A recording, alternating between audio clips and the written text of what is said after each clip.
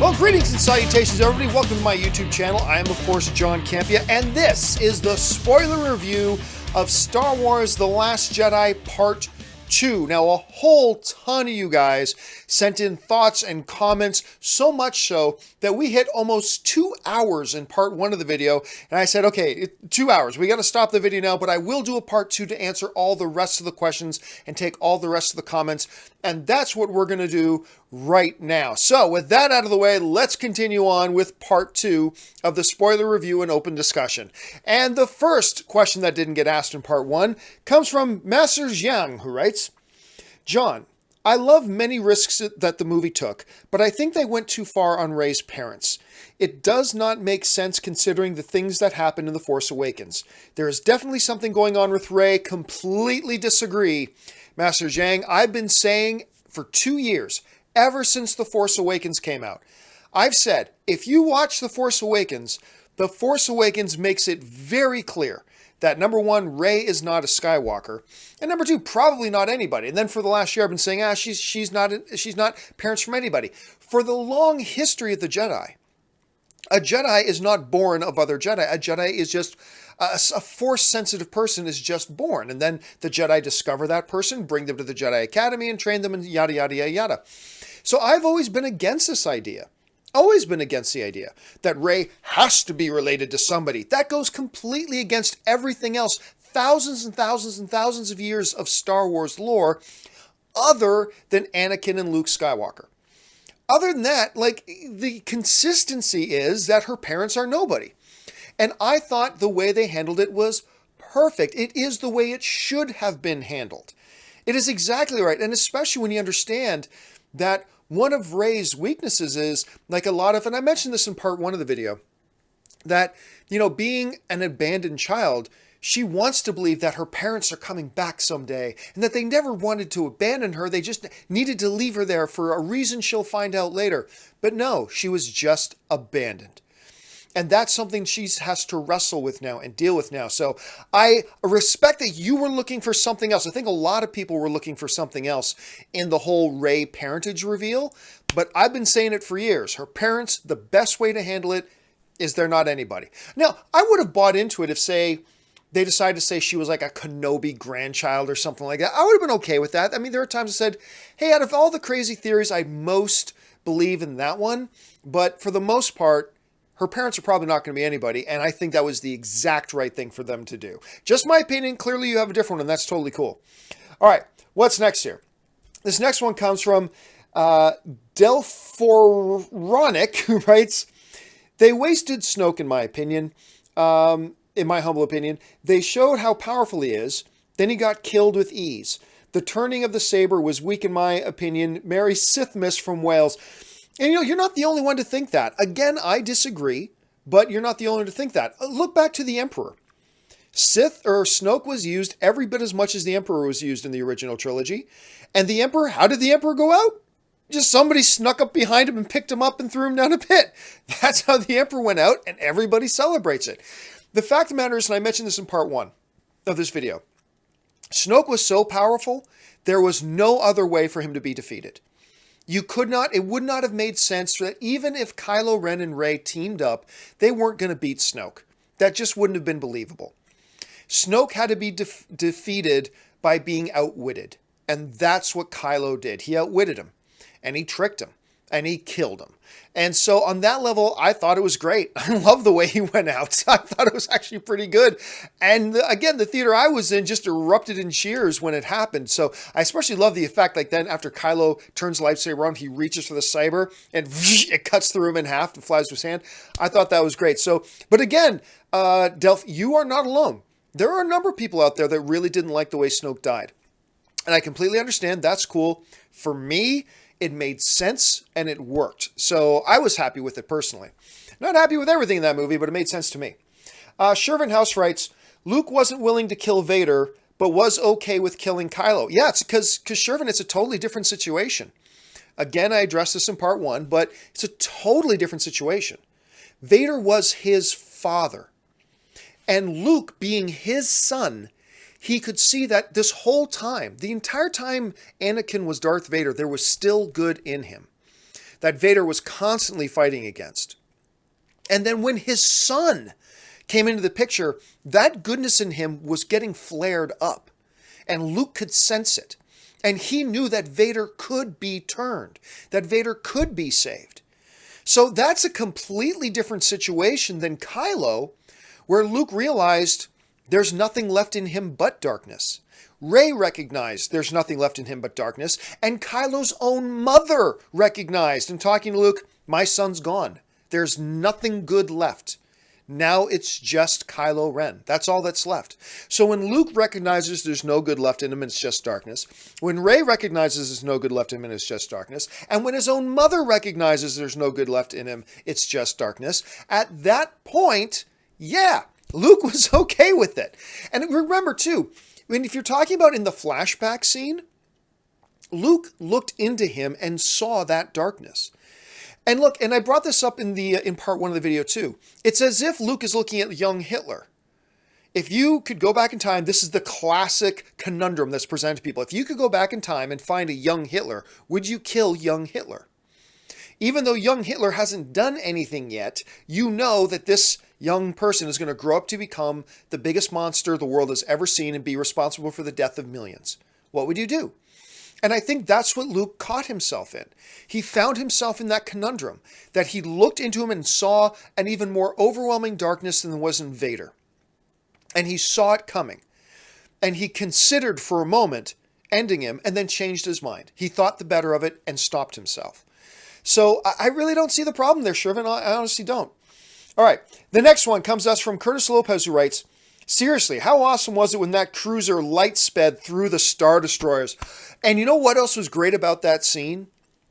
When Laura Linney pops it into hyperspace and goes right through it, was Rian Johnson made a great decision to make the audio go silent, which really, to me, heightened the experience of it. Because, again, in the theater I was in, it was like when that happened, all you heard was gasps from everybody, like, and just thought that was awesome. I agree with you, Curtis. I thought that scene was brilliant, but what really took it over the edge was that decision to go dead silent when they did. That just really made the impact of it even harder to me. But anyway, yeah, I love that scene. I thought that was great. Jonathan Blazer writes, haven't looked this up, but I really feel that Yoda Force Ghost was a puppet. Really brought me back to the original trilogy. Nice touch. Your thoughts? Yeah, we talked about that a little bit earlier. It was a puppet, and it made sense that they went puppet. Like, if they needed that Yoda, if they needed the Yoda Force Ghost to do any kind of combat or running around, I would totally understand going CGI. But him just needing to do this a little bit, it was great to go back to the puppet, and it felt really good. It felt like it took me back to Empire Strikes Back, and I thought that was a great decision. All right, thanks a lot. Well, now, next, Samantha Elliott. I think flying in space, Leia was poorly executed, but her using the Force in space made sense to me. It doesn't take much to move in space, no friction. You know what? I brought that up myself earlier today in the first part of the show. The first part, part 1 of this review, was that in space, all you need is the slightest nudge. Just the slightest nudge with no air resistance to send Leia flying into it. And that just takes the tiniest amount of Force use. The bigger question, of course, is how she used the Force to protect herself in the vacuum of space for long enough to survive getting back into the ship. That's the bigger thing to me. Like people saying, oh, what, she can fly now? No, she wasn't flying. She was in space. All it takes is a little bing and she would go sailing. And that's all it took. But the bigger question we should be asking is, what's this Force power that allowed her to, even just for a minute, survive in the vacuum of space? And I wonder if they might go into that in episode 9. That would be interesting. All right, thanks a lot, Samantha. Next one comes to us from Franco Gonzalez Mia, who writes, The Last Jedi was great, but it wasted opportunities. The first Star Wars movie not to have a lightsaber fight. I was okay with Luke dying, but we both wanted Luke fighting with his green saber, and we didn't get it. Well, I could care less if his saber was green or purple or plaid or pink or fuchsia. I didn't care. You're right. I wanted to see Luke fight with his lightsaber. It didn't happen. Like I mentioned in part 1, there were a number of things going into the movie that I wanted to see that I didn't get, but I just took the movie for what it was and felt very satisfied with it. Would I have loved an extra scene showing Luke like having a a transport of stormtroopers showing up on the island to take Luke out, and then Luke just wiping them out, I would have loved it. It would have been great.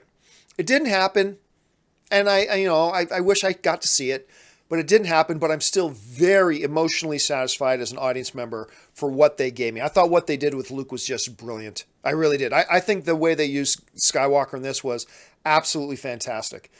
All right. Next one comes to us from Joseph Rotini, who writes, am I wrong to want Reylo just so we can get Force babies? Hey, you're not alone, man. Like, there are still a lot of people out there who think a Star Wars movie has to be about the Skywalkers. And, I won't go into it all again. As I explained in part one of the video, no, that doesn't. It does not. There's a very small, tiny window of the Star Wars story that is dominated by the Skywalker lineage. But Star Wars is not this just one tiny sliver of time. Star Wars is this. It's thousands and thousands of years across millions of systems, and it's not always going to be dominated by somebody with the last name of Skywalker. Now, I know a lot of people want Reylo to happen, and they would love to see what their babies would be, but it looks like they are going in a totally different direction with that. But of course not. You're not wrong for wanting that. You're a fan. You're allowed to want whatever you want to want. Joseph, of course you are. Thanks a lot for the question. Okay, next one comes to us from Jesse Martin, who writes, me, who's Snoke? Disney, fuck you. Me, more please. Yeah, again, there were a bunch of people that were very curious to know who Snoke was. But again, we went through the entire original trilogy and never learned a thing about the Emperor. Because we didn't need to know anything about the Emperor. All we needed to know was that he was the Emperor, he was really mean, and he was very powerful. That's all we needed to know for the original trilogy. And honestly, I feel like that's all we needed to know. Look, would I have been good if we had learned more about Snoke? Absolutely. Sure. Absolutely. Do I understand some people feeling a little shortchanged because they wanted to know more about Snoke? Absolutely, I do. But I didn't feel the movie needed it, just like the Emperor didn't need it in the original trilogy. And as somebody brought up in part one of the video, they'll probably do some novels. You're probably going to get a Snoke novel that if you're really hungry for the background story of Snoke, you'll probably get it there. All right. Thanks a lot for that, Jesse. Snoke. Who's Snoke? Disney. Fuck you. I like that. Anyway, Curtis Lopez writes, I loved when Luke said, see you around, kid, to Kylo Ren. To me, if anything, this confirms we're going to get Ghost Luke in Star Wars Episode 9. I have not heard anybody confirm that. I've not heard that from any official source, but that was the line to me. It's like, oh yeah. If we didn't already know he was coming back as a Force ghost to help guide Rey, if we didn't already know that, him saying to Kylo, see you around, kid, I think that puts the capper on. You're right. I love that line. I thought that line was great. Let's see. Urban Excursion writes, after Snoke's death, Kylo and Rey still see each other through the Force. How do you think this is possible? Does Snoke truly know how to cheat death? No, I don't think so, but I think the connection was made. The way I thought of it, and maybe I'm dead wrong on this, like it could be completely way off base. The way I interpreted it after I walked out of the movie was Snoke piped the connection, he made the connection happen, but then the connection's made. And he might have kept instigating it. But remember, the last time when they saw each other through the Force, they were only a few hundred yards away from each other. And that connection was already made. And it's not like either one of them had to do some big outstretch of power to make it happen. So to me, that's where it fits in for there. Again, maybe I'm just rationalizing. It's totally possible. But when I walked out of the theater, that's what was going through my head is, oh, yeah, that connection was already made by Snoke. And now they're so close to each other, they can just glimpse it a little bit and see it happening. So that's the way I saw it. Maybe I'm wrong, but that's the way, as an audience member, that it first kind of processed in my head. All right. Thanks a lot, Urban Excursion. Next one comes to us from John Yatsko, who writes, will that little boy at the end be a key character in the future trilogy? Do you think? He did hold that broom almost as if it were a lightsaber. No, as I mentioned in the first part of the video, I think that was just a quick little glimpse to show us. Because, Leia was talking in the Falcon about how we have everything we need. And then that scene with the little boy was just really an extension of what Luke was talking about. The Force goes on. The light side goes on. As long as there's darkness in the galaxy, light will rise to meet it. Its ultimate manifestation in this case is Rey, but it's still raising up new kids being born Force sensitive, the way it has always been in the history of the galaxy. So even beyond Rey, hope exists in the galaxy. I don't think we're ever going to see that kid again, to be honest. Maybe I'm wrong, maybe we will, but I think that particular kid is not going to be there. I don't think that last scene was about that kid. I think that last scene was about the Force is still at work with, a new generation being born. I think that's what the point of that was, not that one kid specifically. Could be wrong, but that's the way I kind of see it.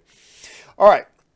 Charlie Zakari writes, having only seen it once so far, anyway, Leia did pass away in space, and what we actually were left with was her Force ghost. No, I haven't been drinking so far. Well, you know what? That is not an absolute crazy way of looking at it. But no, I don't think there's any chance that was a Force ghost. I think that was actually her, because she would have had to have disappeared and her clothes just kind of then float away in space. And then she appears otherwise. And then we've never had a Force ghost appear to non-Force users in Star Wars yet. I don't know that she would have that talent and that ability. So I like the way you're thinking. That's an interesting way of thinking outside the box. But I'm going to say no, I don't think she died. I think the Force just maintained her and sustained her long enough to get back into the ship. That's the way I think of it anyway. But it's an interesting theory. All right, James B. writes, what did you think of R2 playing Leia's original message to Luke? It gave me chills. Loved it. Loved it. And I love how Luke also referencing going, that was a cheap shot. Like, I love that, because it's right after Luke says, nothing will change my mind. And R2's like, yeah, boop, and brings up that original message. Got me right here. I thought that was a great part of the film. Eric DeRigi writes, if Snoke connected Rey and Ren through the Force, how were they able to see each other at the end of the movie on planet Crate if Snoke was dead? Plot hole? No, again, like somebody just previously just asked that. Again, I don't see it as a plot hole. I never did. I just thought the connection was made. Snoke is the one who made the connection. Then he kept stoking it. And then by the time we got to the end of the movie, they were so physically in such close proximity to each other, it was just kind of a remnant of that. That's how I saw it at any rate. So I didn't see it as a plot hole at all, myself. But I can see why you'd ask the question. Totally see why you'd ask that question, Eric. Next question comes to us from the Batfleck, who writes, do you want Episode 9 to revisit Coruscant? It would make sense, because remember, they moved the capital of the Republic from Coruscant to Hosnian Prime, to be specific. Now, with Hosnian Prime gone, it would make sense that either the First Order was setting up shop on Coruscant to reestablish themselves, or that, the fledgling resistance and those systems that are rising up to resist the First Order might use that as a capital world. Don't know. I wouldn't be surprised at all, though, if they go back there. Actually, I think there's a pretty good if you gave me an over-under of 60%, I'll take the over on that we will see Coruscant in Episode 9. Again, no one's told me that. I don't have any insider information. I would just guess that we will see Coruscant again. All right, thanks a lot for the question. Christopher Hazelden writes, is the legend of Luke Skywalker even more important now? I believe so, yes. And I think they kind of highlight that at the end of the film when there are kids around the galaxy now telling the story of the hero Luke Skywalker. Now that once again, the galaxy is in the grip of an oppressive force like the First Order. So the telling of that story becomes even more important. The legend of Luke Skywalker becomes even more important. So I believe you're right, Christopher. I think it even is a more important thing now. All right. Sad7287 writes, should there have been more training with Rey, or at least touch about how she is so skilled in lightsaber / melee combat, didn't explore her powers?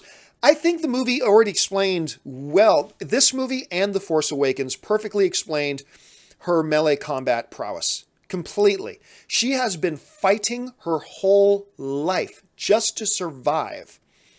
And we saw that in The Force Awakens. She's got that staff, and when Unkar Plutt sent those two thugs together, she just kicked their asses, like no sweat. Just took them both down. Because she's been training her whole life to fight, defend herself, and survive. And I think they gave us a glimpse of that when she's on the island, just practicing with her own staff. It's like, oh yeah, this girl's already a badass with this because she's had to be. She's had to be a badass and fight her whole life just to live. So that to me is something that they always, that they did well. Didn't explore her powers. You're right. There wasn't a lot of time in this movie to explore her powers. It'll be interesting to see what they do once they go into episode 9, and we'll see where they go from there. All right. Cramster writes, are you worried J.J. Abrams will reverse some of Rian Johnson's bold choices in episode 9? For example, Snoke, Raised Parents, etc. No, because a lot of people forget this. J.J. completely knew. A lot of the directions they went with that movie, J.J. had already planned out. Like, J.J. just didn't make a movie with no idea where they would go after episode 7. He didn't just make episode 6 and say, wow, gosh, I wonder where they'll go with this now. No, he's also a producer on this movie. They sat down, and remember, Kathleen Kennedy revealed that her and JJ kind of collectively tried to decide who they wanted as their director. JJ has met with Rian Johnson. They already knew the main plot points that they were going to hit. Then Johnson fleshed that all out, and they made the story happen. I guarantee you, when JJ was done with episode 7, he already knew who that Raised Parents, and that's why episode 7 clearly shows us that Raised Parents aren't anybody. I've been telling people that for years. But that he knew that Snoke was going to die in episode 8. He knew a lot of that stuff already just when he was finishing up The Force Awakens, before Rian Johnson ever came into the picture. So, no, I don't think there's any danger of JJ reversing Rian Johnson's decisions because they had the basic points of what the story was going to be moving forward. Rian Johnson just fleshed it all out and brought it to life with his direction. But the basic idea about here's the basic roadmap, we're starting here, we need to get to here, go. That was all Rian Johnson, but JJ was a part of that process and figuring out those key moments, those key things that need to happen between here and there. It's much like Kevin Feige with the Marvel Cinematic Universe. Kevin Feige lets the directors know, okay, this has got to happen and this has got to happen. Don't do this or this, and these characters need to be there and this one can't. Now go. And then the directors, be they the Russo brothers or Joss Whedon or any of the other guys, then they flesh that all out, making sure those key points are in there, and then they make their movie. And it's their movie, but those key points, those posts in the road, if you will, were already there in advance. JJ already knew what was going to happen. Thanks a lot for the question, Crampster. All right, let's go on. General List writes, John, did you find it hard to get into the space battles if they were all CGI compared to Return of the Jedi's all practical models? That way they really blew up. No problem at all. The CGI looks so perfect now, especially just like stagnant vehicles that aren't flesh and everything. I thought it looked perfect, much like I thought the space battle in Rogue One was amazing and breathtaking. I still think just the choreography and the drama of the space battle in Return of the Jedi makes that the best space battle ever in film history. But I don't think it's because it's practical models as opposed to CGI. It's just how it was choreographed and what the dramatic tension of it and what was at stake and all that kind of stuff. That's what makes that space battle in Return of the Jedi the best to me. And but as far as Rogue One space battles and space battles, I thought they looked great. I thought they looked spectacular. Not as good as Return of the Jedi, but it has nothing to do with practical model versus CGI. Just my opinion, though. All right, let's see. Next one comes to us from Ben Rayner, who writes, Kylo versus Luke scene or Vader scene in Rogue One? The one scene. Oh, easy, the Vader scene. Easy, the Vader scene. I love the Kylo Ren Luke scene. I really do. I think it's terrific. I think it's great. But no doubt, the Vader scene is the scene. And we go on now with the next question. The next question comes to us from Karthik Rao, who writes, I don't get why people are pissed about Snoke not being developed. I thought he was developed as much as the Emperor was in the original trilogy. Thank you, Karthik. I was saying the exact same thing. Great minds think alike. All right, the next thing. The King Zepp writes, thumbs down on Finn's story. I completely agree. I did not like Finn's story. I did not like Rose's story. I like the characters very much, and I like the actors playing them very, very much. But their storyline with that whole casino planet and Benicio del Toro's character, I really could have done without all that stuff. Anyway, some of Rey's dialogue felt very unearned. The elevator scene, Luke's fine, I guess. Disappointed with the movie, but didn't hate it. And you know what? Look, there's nothing wrong with you feeling that way. A number of things that happened in the movie worked for me and worked for other people and didn't work for you and didn't work for some other people. And that's totally cool that it hit you that way. I wish you had enjoyed it more, only because I want everybody to love every movie they see. But hey, it is what it is. Thank you so much for writing in that comment, the King Zepp. All right. The next one comes to us from Jonathan Blaza, who writes, Jedi seem to have a penchant for telling lies of omission or half-truths from a certain point of view. Maybe a reason why the Jedi era had to end? I don't think so. I think, look, it's kind of like Obi-Wan's way of saying that there's things you need to know, but you need to know in your own time, rather than me just telling you right now, because that wouldn't be what's best for you.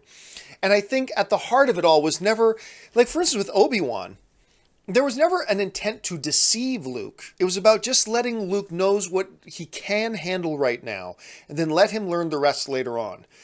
But you're right. I mean, look, the Jedi Order had a history of being full of themselves. I mean, Yoda himself said that too many Jedi are just think too highly of themselves. And that was something that had to be corrected and ultimately kind of led to their downfall a little bit. Brittany Bailey writes, I love how Luke died looking at the binary sunset with the same music, perfect closure. Also, you've inspired me to be a film critic, so thank you. Well, thank you so much, Brittany, for writing that in. I really appreciate that, and you're right.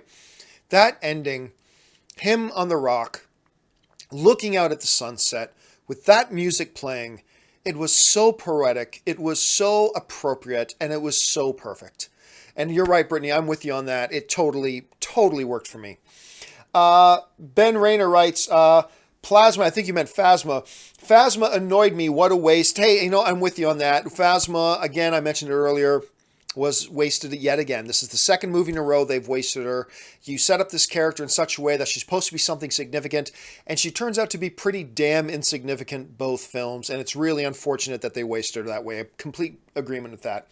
Paul M. writes, this movie was a roller coaster of plot deception, and I love it. I was so surprised when Chewbacca smashed the door in when everybody thought it was right. Totally agree. Because when that door flies in, I thought, oh my gosh, Rey's like putting her dick on the table. She's like, boom, don't you ignore me, old man, kind of thing. I thought maybe that's what was happening.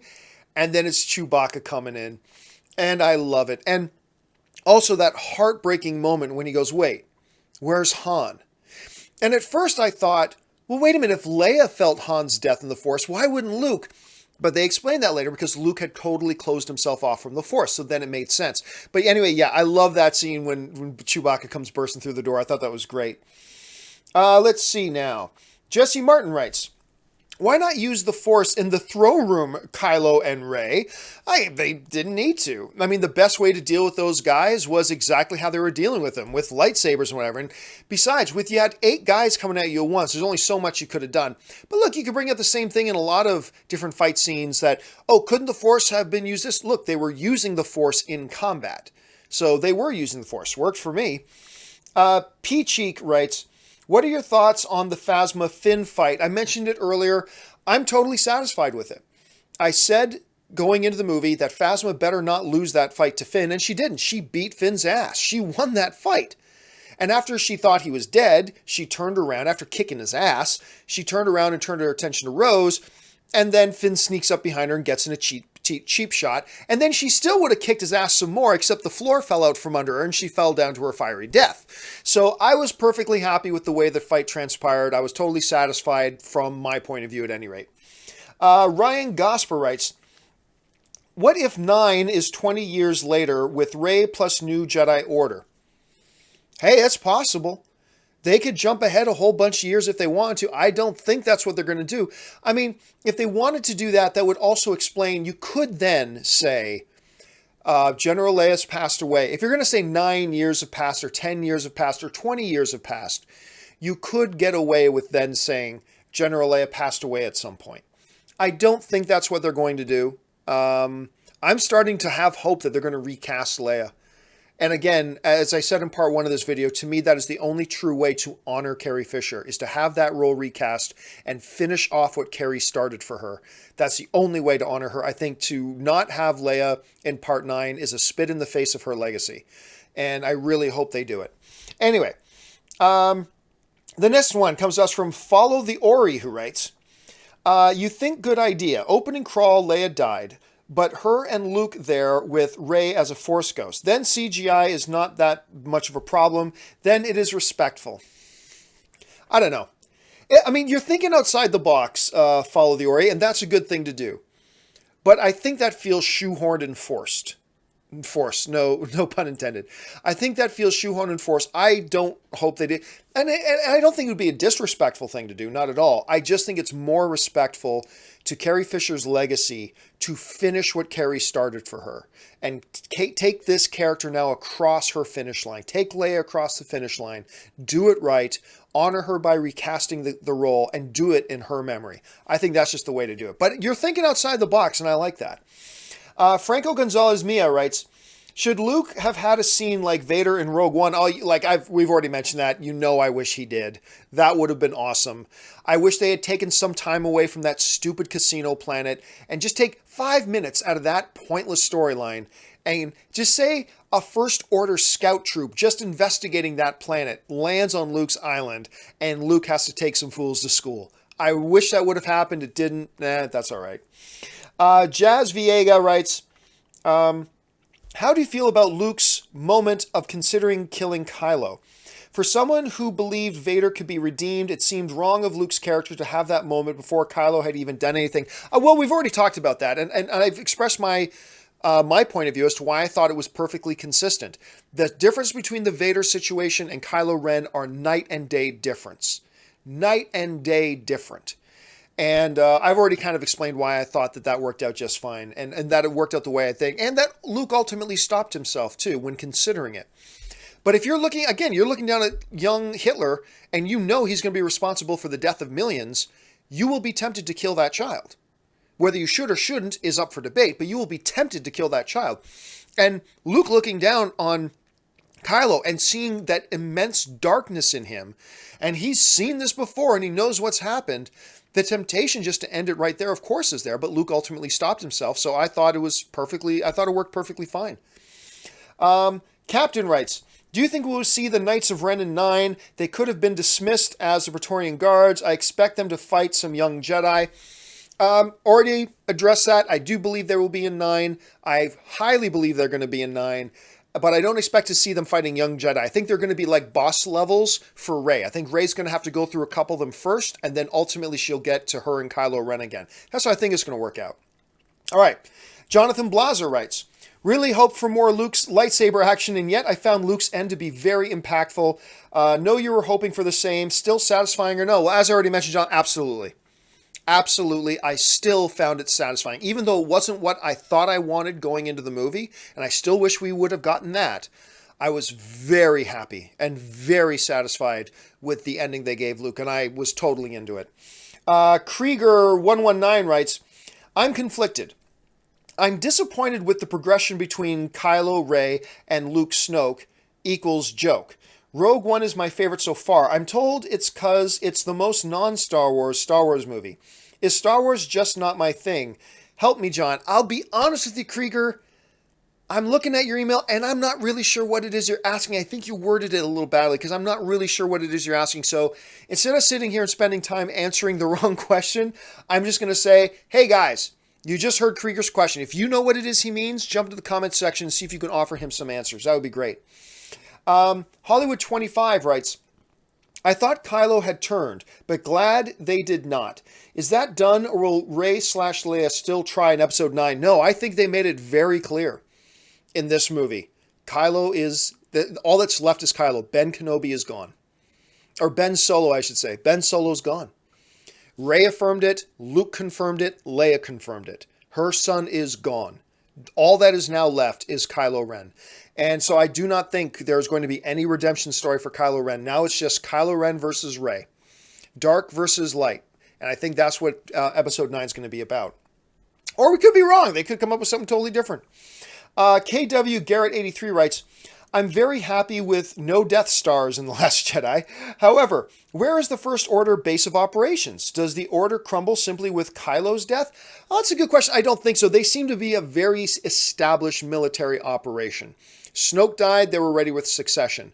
If Kylo dies, General Hux is right there to take up succession. I think they probably have a way. Now, where specifically is their base of operations? Don't know. They haven't said that yet necessarily, but we'll find out. We'll find out where it is. And yes, I also was very happy there was no Death Stars in this movie. All right, next one comes to us from Nicholas Glenn. And Nicholas Glenn writes, when did Luke learn Astromech? Well, I mean, on Dagobah, you already kind of had the hint he was starting to pick it up. And after that, he had 20 more years. So I think he had an awful long time to make sure because he was already starting to learn Astromech. We saw him get glimpses that he understood with what he was starting to understand what R2 was saying to him a number of times. And so give him 20 more years with R2? That's not an issue at all. Jose M. Snoke was a waste. He's the new Malekith of the Star Wars universe. I disagree. Look, you cannot say you liked the Emperor in the original trilogy and then dismiss Snoke. Snoke did every bit as much that the Emperor did.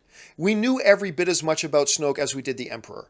So to say that we love the Emperor but dismiss Snoke, I think you got to look at your reasoning a little bit. I mean, it's totally cool if you just don't like him. That's fine. Totally fine. I think he worked. I think he served his role really great. He became an impetus for Kylo Ren to ascend to become what he is now. But that was his role. And he played the role, and then he died. And I was really happy with it, to be honest. And it's totally cool if you didn't. If it didn't work for you, it didn't work for you. I'm sure for some people, the stupid casino planet worked for some people, didn't work for me. So Snoke worked for me. Maybe it didn't work for you. It's all good. We're still fans together. Let's see. Jay Kapoor writes, best Star Wars movie to date. By the way, I think episode 7 and 8 exceeded the original trilogy. Well, Jay, I'm glad you loved it. I'm going to disagree with you, but that's cool. You think this exceeded the original trilogy. I do not think it exceeded the original trilogy, but I'm glad you had that much fun at it. I celebrate that with you. All right, next one. Aussie Nerd writes, I love how the answers that were given weren't what the fans wanted. Like, Rey is important because she is Rey, not because of her parents. I love that. Hey, like I said, it's the only logical thing for them to do is that Rey's parents were nobody. She's important because the Force needed light to rise to meet the darkness. That's why she's important. Not because she was a Skywalker, not because she was a Solo, not because she was a Kenobi, not because she's the offshoot of a Palpatine clone, not because blah, blah, blah, blah, blah, blah. No, her parents were nobody, just like the thousands of generations of Jedi that came before her. The parents were nobody. And I'm really happy, personally, that they went that way. I know a lot of people were very angry because they were convinced that Rey was somebody and the movie didn't give that to them. That's fine, but I'm, for one, am thrilled that they went that way. Let's see. Tony Bush writes, Finn and Rose's relationship felt forced, no pun intended. How was Rose able to turn around and catch up to Finn and save him? Oh, that wasn't really, it's just a matter of an angle. It's really not that big of a deal, but I do agree with you to a degree. Look, the movie starts with Rose being a fangirl of Finn already. And there's a purity to her and an innocence and an enthusiasm about her that just made her enamored with him. And then seeing him being brave and doing the right thing, morally speaking at any rate, even if strategically it wasn't the right thing and actually led to a lot of other people getting killed that didn't have to die because he makes mistakes because he's not perfect. But her falling for him was very easily explainable. And I think it wasn't until after she kissed him that he started thinking, hey, wait a minute, like, do I have feelings for this girl? So on that level, it didn't feel forced to me, but I can totally get why to you it kind of felt that way. I totally get it. I do. And I don't think you're wrong for feeling it. I just saw it a little bit differently. That's all. All right. Jonathan Blaza writes, Ben Solo left with a few other students and killed the rest. Did I hear that right? Knights of Ren in episode 9? I've already answered that. Absolutely. I have, well, not 100%, but I'm very, very confident. And I could be wrong, but I'm very confident that the Knights of Ren are not just going to be in episode 9. I think they're going to play a fairly key role. J.J. Abrams, in episode 7, when talking about the Knights of Ren, he already seemed to formulate a background, a history to them. He knows what he wants to do with them. We know they're there with Kylo Ren, so I think we're going to see them as his henchmen in episode 9. All right, we move on. Joseph Rotini writes, kind of a plot hole that the First Order can't cut off resistance. I'm not quite sure if you're talking about the chase scene. It's not a plot hole at all. It totally makes sense. It totally works. So I'm really not quite sure what it is you're referring to, Joseph. If you guys know what he's talking about and have an answer for him, please jump into the comment section and give him your thoughts. All right. Christian Renteria writes, do we need a backstory for Snoke? Prequel movies or novels? The Emperor was the same situation, hologram in one and killed in the next. Yeah, no, we don't need a backstory for him. I'm sure they will give us a backstory, like you're pointing out in the novels and stuff like that. I'm sure they will, but I'm with you on that note. We don't need it. For Snoke's purpose in this narrative, we don't need to know his background any more than we needed to know the Emperor's background in the original trilogy. I'm sure they'll give us a background, probably in novels or animation or something like that later on. All right, next question comes to us from Lori Scott. And Lori Scott writes, hi, John, huge fan, watch every day. Thank you so much, Lori. I saw The Last Jedi yesterday because of your enthusiasm is infectious.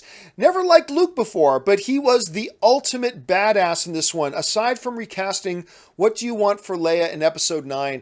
You know what? I'm learning not to formulate what I want them to do in the next movie because ultimately it's kind of pointless. All I really want, I know you said aside from recasting her, to be honest, all I really want is for her to be recast. I want to see Carrie's legacy carry on with another person taking this Leia character across the finish line for her. I think that is the only, again, I know I'm a broken record here, but it's the only way to honor her, I think, to truly honor her, is to recast it and carry this character across the finish line. This character that Carrie Fisher spent an entire career bringing this far. Let's finish it for her. Anyway, that's just my thought. Thanks so much for the comment, Lori. Next one comes to us from Aussie Nerd, who wrote, Phasma is the new Boba Fett. Looks cool, does nothing, utterly useless. Well, Boba Fett did do some things in the first trilogy, of course, before we get to Return of the Jedi.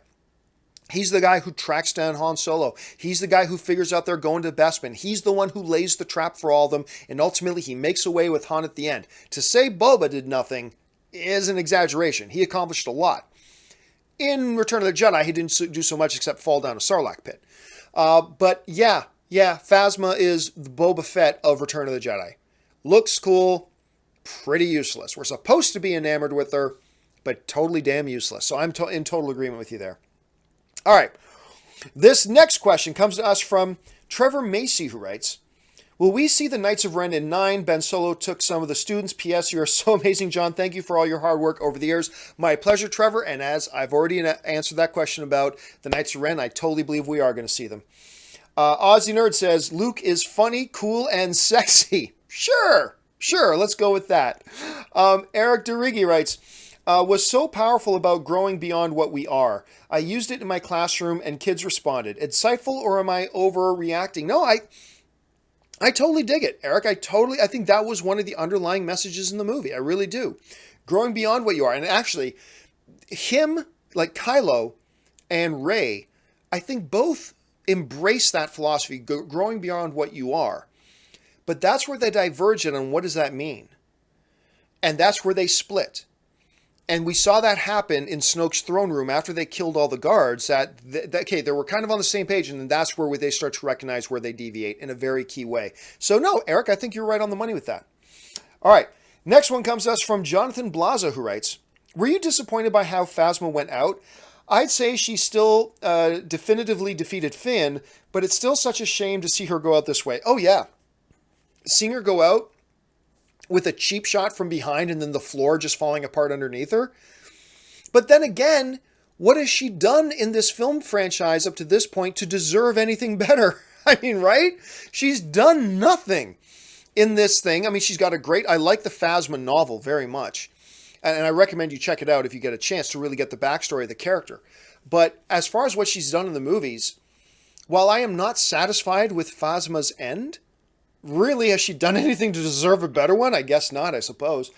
All right, thanks a lot for the question, Jonathan. This next one comes to us from Daniel Labno, who writes, hey, John, do you think the explanation of Kylo and his Knights of Ren in the rain scene was ditched for The Last Jedi? Also, do you think Kylo will take an apprentice in 9? Perhaps one of the dozen Jedi that Kylo took with him? Well, I think one of the dozen Jedi that Kylo took with him are the Knights of Ren. I can't confirm that. I just think that's what they are. And therefore, I think that has something to do with the scene. I do not think they ditched that initial Force vision scene that Rey had. I think that is very much going to be a part of it. And we will see how that kind of manifests itself in part 9. All right. Jose M. writes, Hamill's quote to Rian Johnson, I fundamentally disagree with everything about my character. It's finally making sense, but props to him as a professional. Yes, but what everybody is leaving out when they quote that was Mark was making the observation of that was my first reaction, but he got really on board with the character to the point that by the time it was all said and done, Mark loved the movie. I heard him say it with my own ears in person. Mark loves this movie and he loves what they did with Luke. So everybody takes that one comment he made about when he first read the script, and they just throw away everything else he said just so they can make a point. And yes, I get it. If I had read this script, my first reaction would be, I wouldn't have done that with Luke necessarily. I want to see him be a badass. I want to see him take out a whole bunch of stormtroopers. I want to see him do this, blah, blah, blah. But then he got into the movies and realized, oh, this is brilliant. This works. And that's how I feel too. So anyway, that's just my thought on that. Thanks a lot, Jose M. And let's see. The next one comes to us from Don Williams, who writes, thoughts about Leia using the Force to survive the explosion. Also, this could have been the way she exited the series. Yeah, as a matter of fact, look, I've already talked about her using the Force in space. But when that happened and she got blown out of the bridge, I thought, wow, that's how they decided to take care of this issue of Carrie Fisher passing away. They are killing off Leia early in the movie. And then again, when they shows her in space and her hands start to move and her eyes open, the theater went nuts. Theater absolutely loved it. And to be honest, so did I. Next question comes to us from Vertigo Gaming, who writes, just got here. Remember, this was recorded earlier.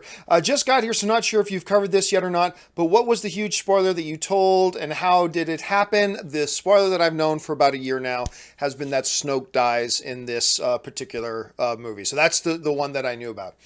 All right, TJ Thomas writes, with the ending, do you think episode 9 will be the end of the Skywalker bloodline? Yes, I do. And to finally put an exclamation point on, Star Wars is not about the Skywalkers. It has been about the Skywalkers up to now, but if you look over this thousands of years span of the true Star Wars universe, the Skywalker saga has only been a tiny little window, part of it. We've had its beginning of the chapter, we've had the middle, it's time for the Skywalker saga to end and to move on to the wider Star Wars universe. That's how I feel anyway.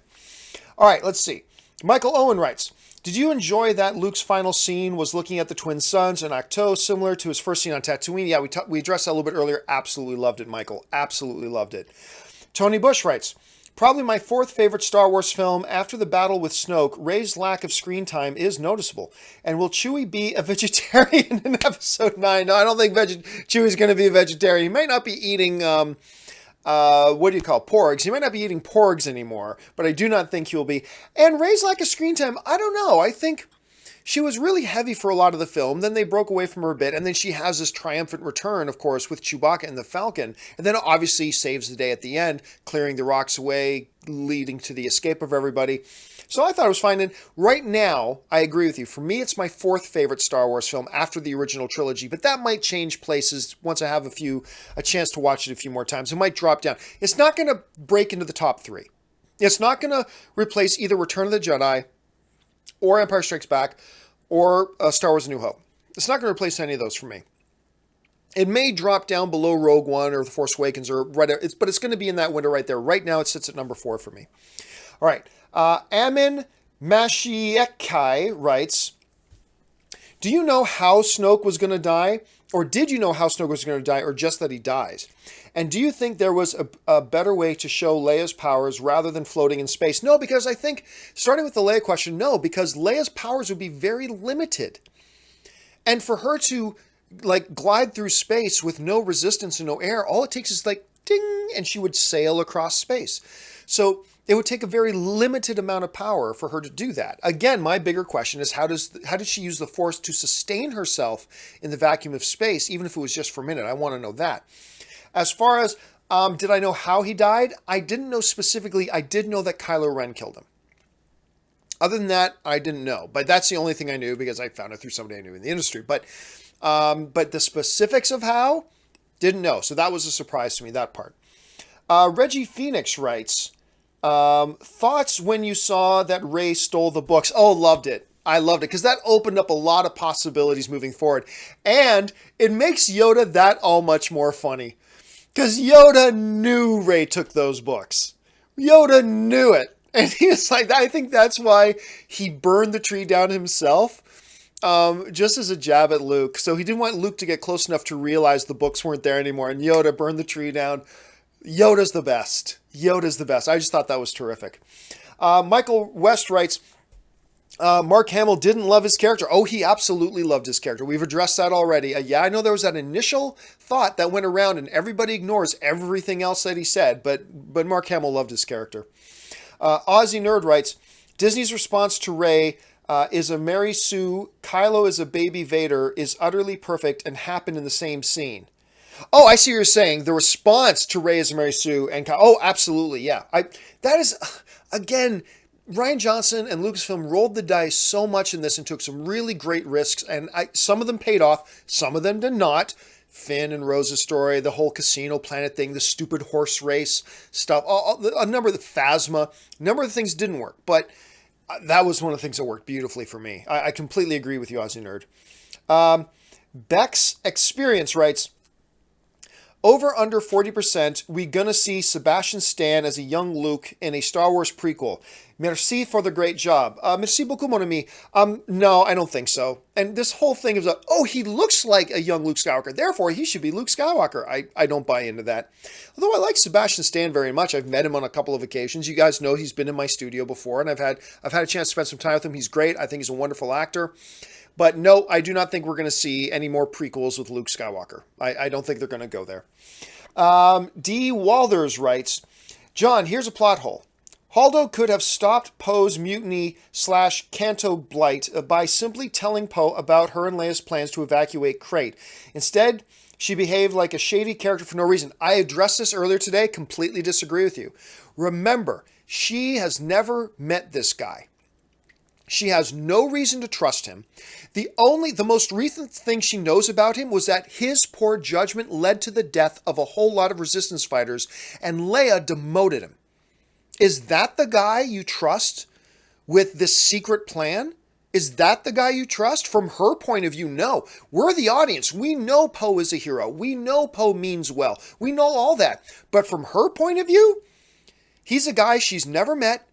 She knows he is the guy who's responsible for the loss of their entire bombing fleet and the death of a lot of resistance fighters, and Leia just demoted him.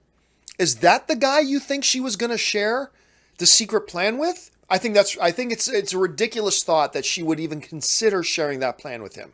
I think it's a ridiculous thought. So to me, that is not a plot hole at all. And believe you me, I walked out there and thought, well, she just told Poe about that. It could have changed this, this, and this.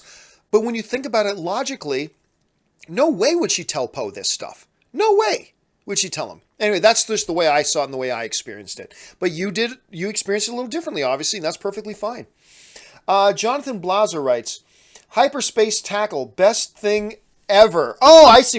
Yes, oh my God, that was so great.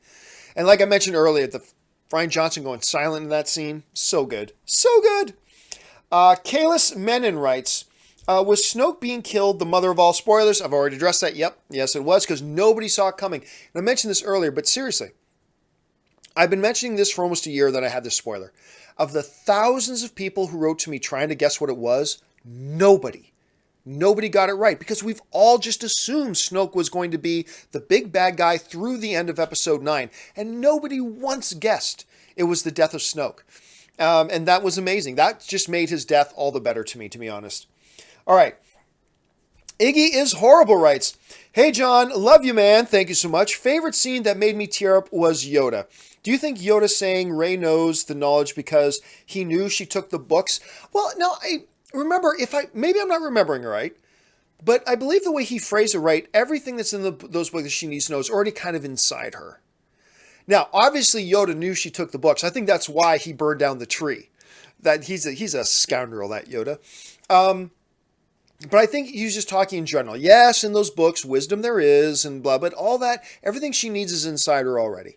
But maybe you're right. Maybe that was a little backhanded reference to the fact that he already knew that she took the book. So I didn't think of it that way, but you might be onto something. It's an interesting theory.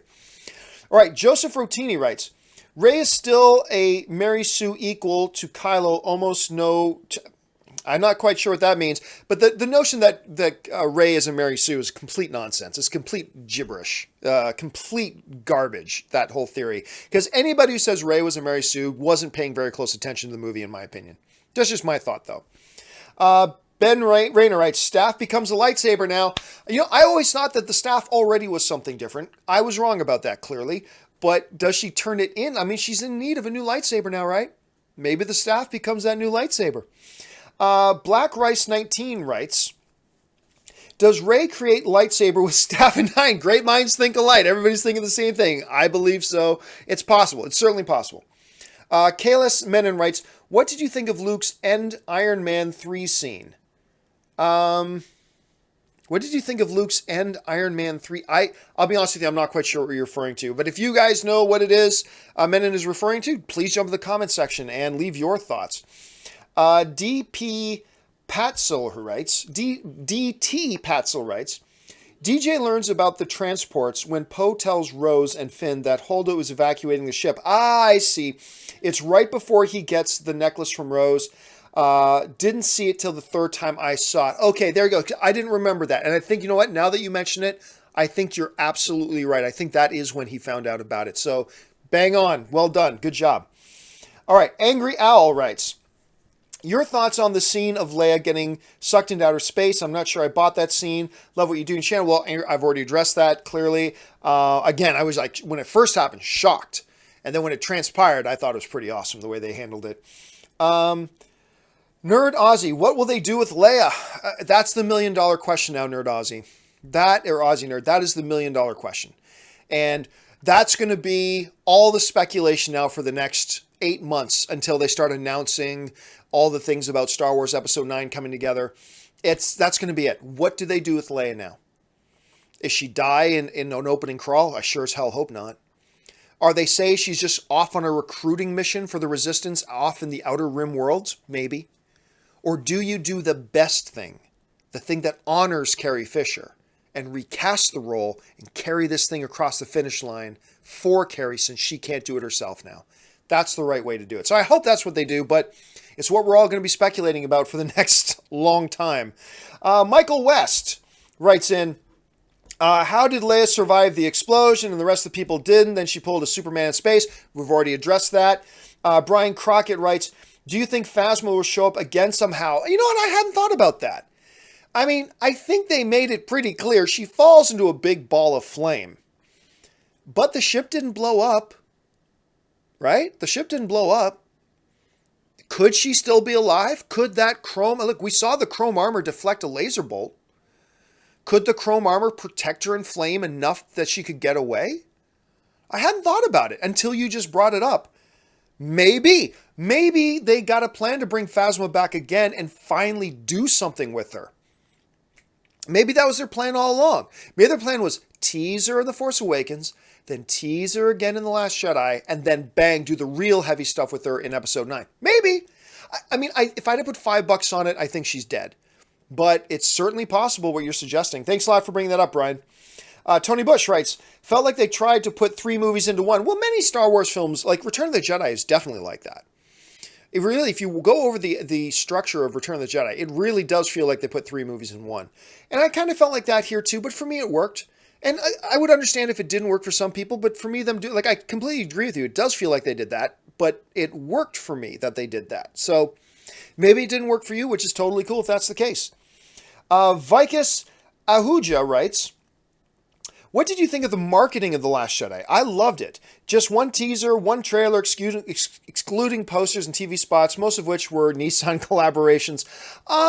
Yeah, I did. I dug it. Now, the one thing I was really wrong about when it came to the Star Wars The Last Jedi marketing was I thought there was a lot of misdirection going on in the Star Wars marketing. Turns out there wasn't a lot of misdirection. Turns out what they were showing us was what we were getting in the movie. So yeah, overall, I thought they did a pretty damn good job with it. Mega movies. Oh, and by the way, the movie opened, they just announced, the movie opened to $220 million in opening. That is the largest opening weekend of any film in history not called Star Wars The Force Awakens. So other than Star Wars The Force Awakens, which is another Star Wars movie, No other film in history has ever made as much opening weekend, so clearly the marketing did something right. All right.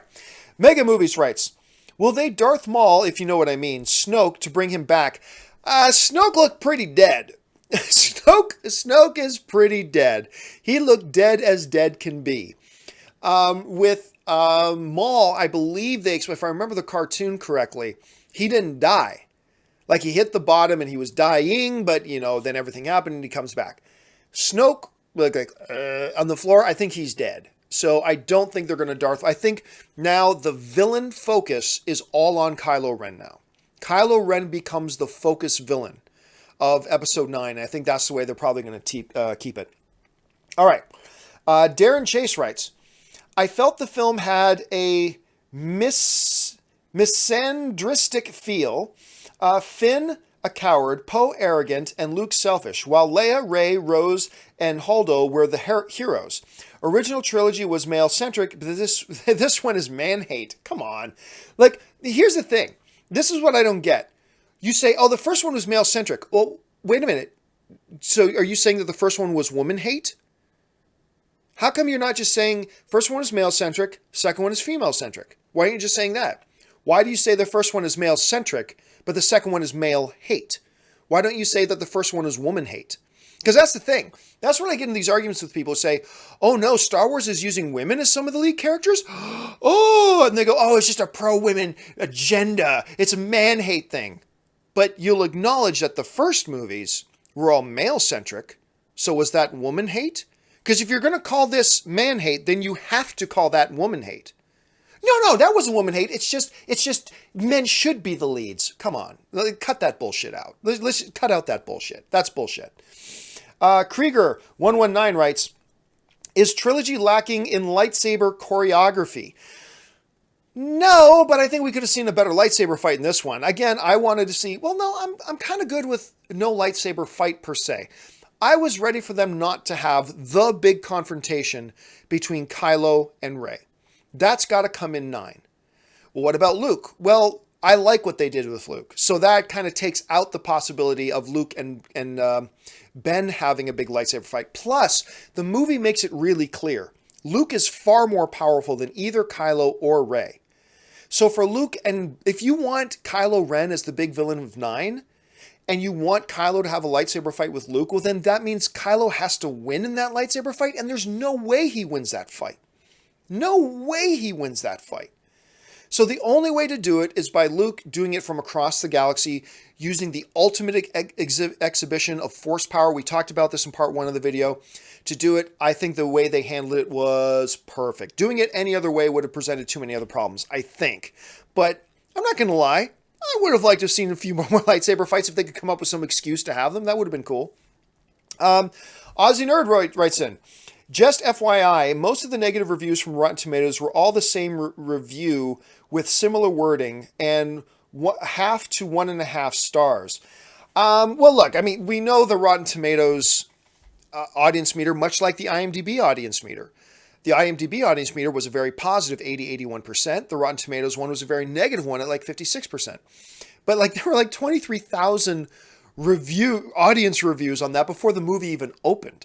So, I mean, again, IMDb audience ratings and Rotten Tomato audience ratings are completely useless. The only audience rating that is verified and legitimate is CinemaScore, because it verifies that the people have seen the movie and verifies it can only vote once. So that's the only way to properly do it. Let's see.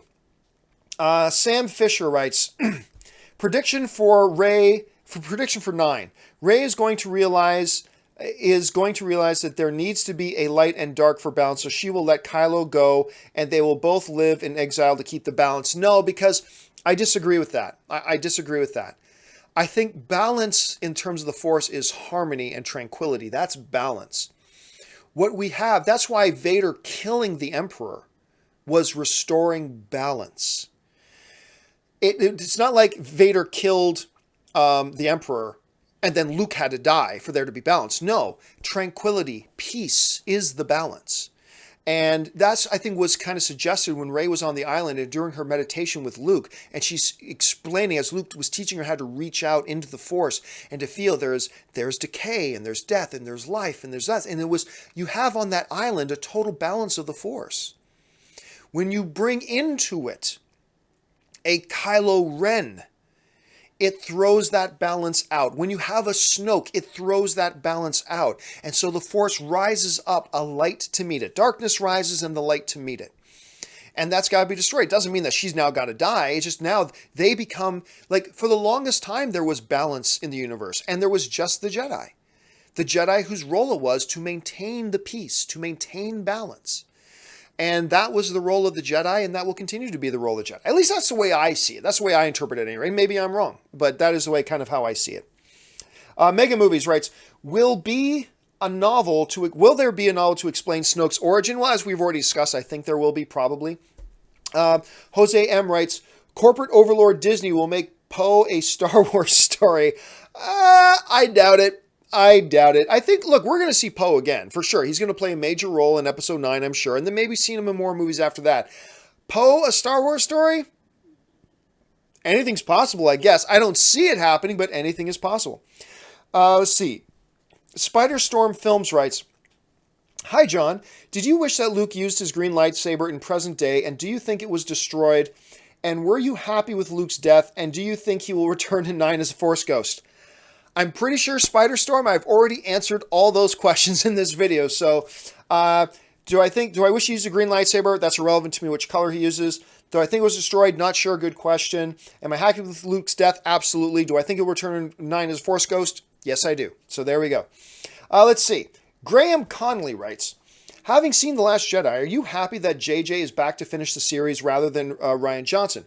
With all the unanswered questions, do you think it's difficult for JJ to finish the story he set out in The Force Awakens? No, because as I already talked about, I already think JJ already knew how this trilogy ends. Now, they weren't banking on Carrie Fisher dying, obviously, but I think when they made The Force Awakens, they already knew the main plot points that would happen in Episode 8 and the general plot points that would happen in 9. This is something they kind of mapped out. With wiggle room to change things here and there, for sure, but I already think they mapped this thing out, and then they just bring in screenwriters to flesh it out. You know, I think there was a 1 or 2 page synopsis for The Last Jedi and for Episode 9 before JJ ever finished The Force Awakens. And now they bring in screenwriters to flesh it out, get a director in to bring it to life, all that kind of stuff. But I believe they already had this planned. I really do. Krieger119 writes, huge fan since the AMC days. Thanks for your passion and content. Thank you so much, Krieger, for taking time to just pay me a compliment. That's really appreciated. And then he writes again, and keep training. We're watching you. Thank you so much. I appreciate that. In the gym, 6 o'clock every morning. Thanks for asking. Brian Crockett writes, do you think that kid at the end will be Rey's apprentice, or do you think he was only there to give us an idea of where Rey's character is going? As I already mentioned in this video, I think he was just there to kind of show us that the Force still goes on. The Force is still alive in the universe, and the Force is doing its thing, which is having new generations of Force users being born all the time. And as long as they're there, there is hope in the universe. I thought that was the whole point of that kid at the end. All right. Mr. Brownie writes, I didn't enjoy it. The Last Jedi did to Star Wars what Man of Steel / Batman vs. Superman did to DC. A deconstruction of iconic characters. I just wanted some hope from my childhood heroes. And you know what, Mr. Brownie? That's really unfortunate, but that's your experience with it. And there's nothing wrong that you had that experience with it. I feel bad that you had that experience with it. For me, my experience is totally different. I also, by the way, love Man of Steel and Batman vs. Superman, but that's another issue for another time. But yeah, they did work for me very, very much. And that they didn't work for you, that's unfortunate, but that is the subjectivity of film. And you and I are still fellow movie fans together, and we're on the same team. All right, next question comes to us from Sam Fisher, who writes, did the kid use the Force to pick up the broom? Oh, I think that was fairly obvious. I think that was obvious. That was the implied message of it. Yeah, he just reached out and the broom flies into his hand. Born Force user, the Force doing its work in the galaxy. And the next question comes to us from Kalis Menon, who writes, do you think Rian Johnson's next trilogy will be about the New Order of Jedi? Also, what do you think about Yoda in the film? Well, I've already talked about what I think about Yoda in the film. Absolutely love him. And no, I think it's going to go backwards in time again. Like, all they told us was that it's going to be in a place and a time that we haven't been before. So I don't think it's going to be jumping forward in time. I think it's going to be it's not going to be Old Republic per se, but I think it's going to be something else in the past and telling a different story altogether that is completely separate from the Skywalker saga, maybe even completely separate from the Empire. Like, maybe the Empire is there, but has nothing to do with the Empire or anything like that. So I'm really curious to find out what Rian Johnson's working on. I'm looking forward to finding that out. Thanks a lot for the question. All right. Chris Beckham writes, I believe they handled Luke perfectly. He did the most Jedi thing by defeating Kylo / the First Order without lifting a finger. Wars not make one great. You know what, Chris? I hadn't even thought of it from that point of view, but you're right. He did. He really did. He beat them without doing anything to them, which is actually a really good way of looking at it. I totally didn't look at it from that point of view. It's a really interesting way of looking at it. Thank you so much. All right. The next one comes to us from Michael West, who writes, I was hoping Kylo Ren and Rey working together in the end for me. Well, I mean, we got a little bit of them working together against Snoke's guards, so there was that. But look, it's clear. The whole setup for this trilogy was leading us to a place where ultimately in Episode 9, it's going to be Kylo against Rey. And that's what they were heading towards. And if that's what they were heading towards, there was no other way to end this movie than this way. So I kind of get what you're saying. And I think we got to get at least a little bit of taste of that with them fighting together against the guards. But then it had to end here. So because, look, them joining forces to fight Snoke would have been pointless. They never would have been able to take Snoke. Any more than they would have been able to take Luke. So it kind of happened, I think, the way it needed to happen. Just my point of view, at any rate. Let's see. Tony Bush, Sam Witwer in Johnson's trilogy. It would be great. I would love to see Sam in one of these movies. Darren Chase writes, why haven't Kylo Ren's eyes turn yellow? Because it's a stupid thing. We don't need to see eyes turn yellow. So I don't know why they did that one time. But we don't need to see eyes turn yellow. I'm glad they're not doing that stupid thing. Let's see. Tony Bush writes, seems like Rey has a thing for Poe at the end. Quite possibly.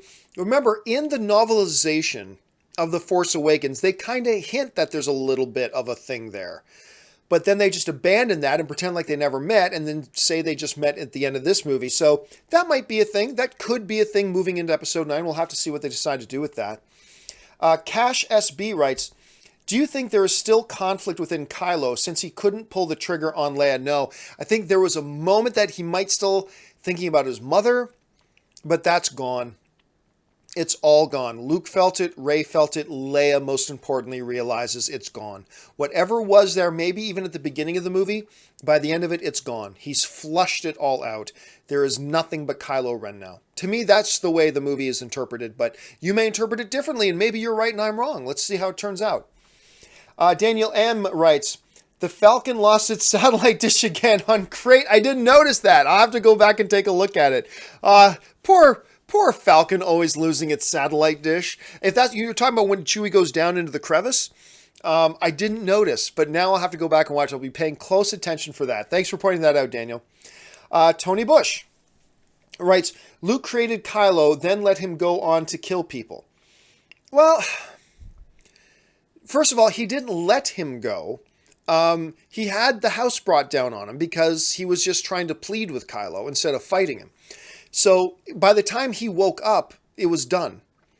Kylo had left. He'd gone with a number of Luke's old students, killed the rest. It was done. And he didn't create Kylo. That moment that Luke tells the story of him being in there thinking about killing him, that's not what created Kylo. Luke said the darkness was there. That's where he was heading. That's where he was going. That was already in motion before Luke went to his room. Luke didn't create him in that moment. He had already been created. That's the point of the story, right? And at that point, he realized his failure and thought he was doing more harm than good and decided to exile himself. So to me, it makes perfect sense. And it is the wrong way, I believe, to say Luke created Kylo. No, he did not. No, he didn't. It was Snoke. And that darkness was already festering there and had already overtaken him, really. So that's the way I think we need to look at that. Helen Maris writes, Luke didn't know blue lightsaber was destroyed, Plus, it was Ryan's foreshadowing Luke not being there. Yeah, I mean, that is definitely a way of looking at that. That is totally a way of looking at that. Not to mention the haircut was the other thing that kind of gave it away. The Rosenblum's right. Family has watched you for years. Thank you. Well, thank you so much, Rosenblums. I appreciate that. Rey constructs saber. Again, as we've kind of suggested maybe earlier in this video, that maybe she takes that staff and makes a double-sided lightsaber out of it. That would be pretty fun. We'll have to see. Spiderstorm Films writes, did you think Snoke should have lived, and did you like his death? Loved his death. And if they were heading towards that this whole thing culminates with Kylo and Rey, then Luke had to be out of the picture and Snoke had to be out of the picture. So, no, I'm perfectly happy and satisfied with his death. I love the way it happened, and I'm really good with it. Let's see. Mega Movie says, I think the Imperial Guards were Knights of Ren. I don't think so. Because remember, Kylo Ren is the master of the Knights of Ren. Snoke said that himself. So I think he still has his own guys. I think Kylo still has his Knights of Ren out there, and we're going to see them play a role in Episode 9.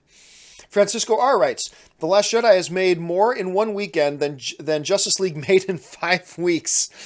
This should be a wake-up call for Warner Brothers to reboot. It's the Star Wars. If you want to compare something, compare it to, say, Avengers or something. Star Wars is something different. Star Wars is going to blow anything out of the water. So I think that's unfair to compare Star Wars to Justice League. So yeah, let's not go there, Francisco. I mean, you're not wrong. I do think Warner Brothers needs to wake up and reboot. Absolutely. But let's not say it's because of what Star Wars did. If that's the case, everything needs to reboot. Thanks so much for the comment, though. All right. Mega Movies writes, if Snoke is still alive, will he come back to attack Kylo Ren, therefore turning Kylo into a good guy in the end? No, we've already kind of addressed it. I do not think he's coming back. He is dead as dead as dead. He was just a slab of meat on that floor. He's done. I think he's done, and I think now the focal point will be on Kylo Ren moving forward, as far as the villains go. Prince JP4321 writes, John, how about Leia using the Force? I love this. Oh, the people in my theater went nuts when Leia started to use the Force. Again, is the tiniest bit of Force power to float through space. That's nothing. The one I'm interested in is how does she use the Force to sustain herself in the vacuum of space? That's what I want to know. The Wolfman writes, I was looking forward to seeing Phasma because I loved her and I was so pissed when she apparently died. Do you think we will see her again? Or do we have ourselves another Darth Maul scenario? Well, like I said, we talked about it a little bit earlier. I think it's possible that she pops up in 9, and maybe that's part of the plan. Tease her in The Force Awakens, tease her in The Last Jedi, and then really show her do her thing in Part 9. It is totally possible. I don't think so. I think she's dead, but it is possible. Pardon me. Creative Channel writes, can't wait for the next installment of Star Wars Talk Tuesday. Well, it's just 2 days away, and I'm sure we're going to have a lot more to talk about as well. Kaylin Webb writes, favorite scene is Luke milking the alien teat. I thought that was great. I thought that they took 2 minutes out to show us that Luke lived on this island, that he had a life on this island. And I thought that that was kind of important. And they used those scenes of showing Luke and his day-to-day and how he lived on this island to also then foreshadow and show us that the dark side was there on the island as well. So I thought they used that very well. Let's see. Royce Freeman writes, how can they explain never seeing Leia again? Well, because I think they're going to. I really am starting to have hope. I didn't think this, but I am starting to have hope that they might actually recast, which would be the best thing in the world and the best way to honor Carrie Fisher. ShadowEd366 writes, oh, and this is the last question of the day. Will Rey and Kylo fall in love at the end of 9? No, Kylo gonna die.